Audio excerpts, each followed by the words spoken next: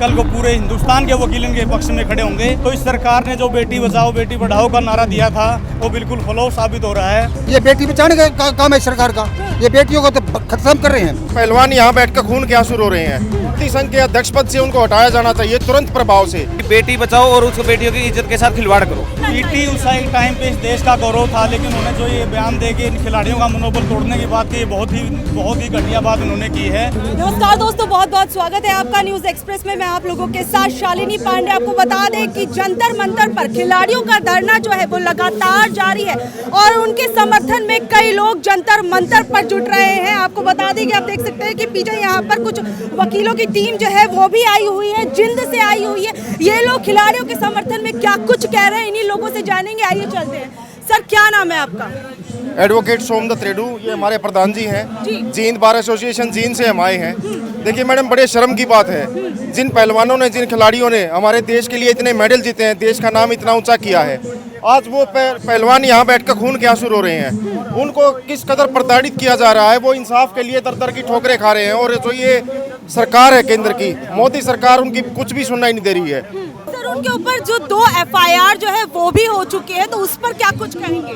देखिए, हम supreme court का बड़ा ही धन्यवाद करते हैं। कल उन्होंने सुप्रीम कोर्ट ने ऑर्डर किया है उनको FIR दर्ज करने का, लेकिन बात यह है कि उनका गिरफ्तार जब तक नहीं हो जाते तब तक यहाँ धरना जारी रहेगा। पूरे इस्तीफे की ही मांग हो रही है कि अगर जब तक इस्तीफा नहीं देंगे। कुश्ती संघ के अध्यक्ष पद से उनको हटाया जाना चाहिए तुरंत प्रभाव से, और उनको जल्द से जल्द गिरफ्तार किया जाए और पुलिस उस पर कार्रवाई करे, और जो भी इसकी पीड़ित है, विक्टिम है, उनके जल्द से जल्द बयान किए जाए।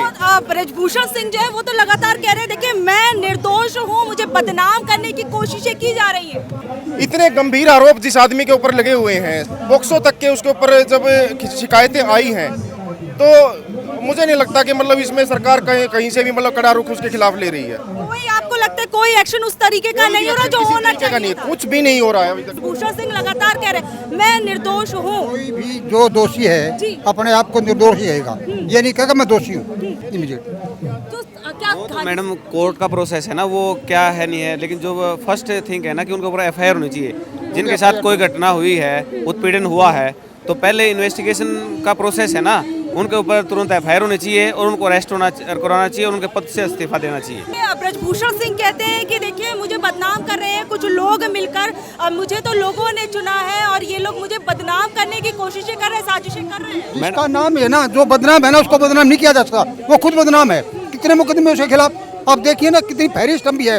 टाडा मोड़ चुका है, मर्डर केस मोड़ चुका है, एक्सटॉर्शन मोड़ चुका है और ड्रग्स मोड़ चुका है, कितने मुकदमे। मैडम, पता क्या है, सबसे बड़ा जो है कि ब्रजभूषण के खिलाफ जो मुकदमा है या जो शिकायत की गई है हमारे खिलाड़ियों द्वारा, जब ये हमारे देश के लिए मेडल लेके आते हैं तो मोदी जी उनके साथ फ़ोटो खिंचवाते हैं, उनका मान सम्मान करते हैं, लेकिन जब उनके साथ कोई घटना इस तरह की होती है तो कोई इंक्वायरी नहीं होती, कोई उनके ऊपर कंप्लेंट नहीं होती। क्यों? क्योंकि वो सरकार के साथ हैं, वो उसी सरकार के मंत्री है ना, जिस सरकार। तो हम ये चाहते हैं कि जो हमारे देश के खिलाड़ी हैं, अंतर्राष्ट्रीय खिलाड़ी हैं, और खासकर जो महिलाएं हैं, वैसे तो कहते हैं बेटी बचाओ बेटी पढ़ाओ, लेकिन इसका दूसरा रूप क्या है मोदी सरकार का कि बेटी बचाओ और उसको बेटियों की इज्जत के साथ खिलवाड़ करो, और तभी तो इतना बड़ा ये प्रदर्शन हो रहा है। तो जांच के लिए जो कमेटी बनाई गई थी तो उसके अंदर तो खुद खिलाड़ी ही शामिल थे, तो वो कमेटी क्यों अभी तक कुछ नहीं कर पाई है? FIR तो होने के साथ पद से इस्तीफा हो, लेकिन FIR होने के तुरंत बाद इसकी गिरफ्तारी भी हो। सर, क्या कुछ कहेंगे? इस्तीफे की मांग लगातार हो रही है और जोर पकड़ती जा रही है 2 FIR होने के बावजूद। मैडम, पूरे मीडिया ने पूरे हिंदुस्तान में दिखा, इस आदमी के खिलाफ ऑलरेडी 38 मुकदमे दर्ज हैं। ये पूरा सरकार को संज्ञान लेके इसको बिल्कुल इसका टर्मिनेशन होना चाहिए। इस्तीफे की मांग पुरजोर पकड़ रही है। हम भी इस बात का समर्थन करते हैं। आज हमारा डेलीगेशन जींद से यहाँ पहुँचा है, पूरा बार एसोसिएशन का समर्थन हमारा इसको है। क्या कह रहे हैं? आवाज तो पहुंच रही है, लेकिन जानबूझ के बह रहे हैं, वो जानबूझ के बह रहे हैं, जानबूझ इग्नोर कर रहे हैं। ये बेटी बचाने का काम है सरकार का, ये बेटियों को तो खत्म कर रहे हैं। फोगाट सिस्टर्स हैं जिन्होंने देश का नाम रोशन किया है। ओलंपिक में देश बड़ा इंतजार करता था कि हमारे मेडल्स आएंगे। इन बेटियों ने इस राष्ट्र का नाम रोशन किया है और आज इनकी हालत ये हो गई है कि ये रोड पे बैठी हुई हैं। तो इस सरकार ने जो बेटी बचाओ बेटी पढ़ाओ का नारा दिया था वो बिल्कुल फ्लॉप साबित हो रहा है। इन्होंने बेटियों की जो बेइज्जती सरकार ने की है, मेरे ख्याल से आज से पहले कभी नहीं हुई है। सर, PT उषा जो है, जो वो खुद कहती है, वो बयान देती है मीडिया में कि खिलाड़ियों को पहले उन्हें उनके पास आना चाहिए था, ना कि धरना करना चाहिए। PT उषा एक टाइम पे इस देश का गौरव था, लेकिन उन्होंने जो ये बयान दे के इन खिलाड़ियों का मनोबल तोड़ने की बात की, बहुत ही घटिया बात उन्होंने की है। वो टोटली पॉलिटिक्स पे वो चले गए हैं। वो बीजेपी सरकार को सपोर्ट कर रहे हैं, उनके एमपी भी हैं, इलेक्टेड एमपी हैं, और दूसरा वो ओलंपिक संघ के प्रेसिडेंट भी हैं। वो इतने ऊंचे पद पे बैठ के अपने खिलाड़ियों के खिलाफ बोलना ये बहुत ही निंदनीय बात है। तो अब क्या लगता है सर, ये इंसाफ की लड़ाई कितनी लंबी दूर तक जाने वाली है? क्योंकि पहलवान हमारे जंतर मंतर पर धरना दे रहे हैं।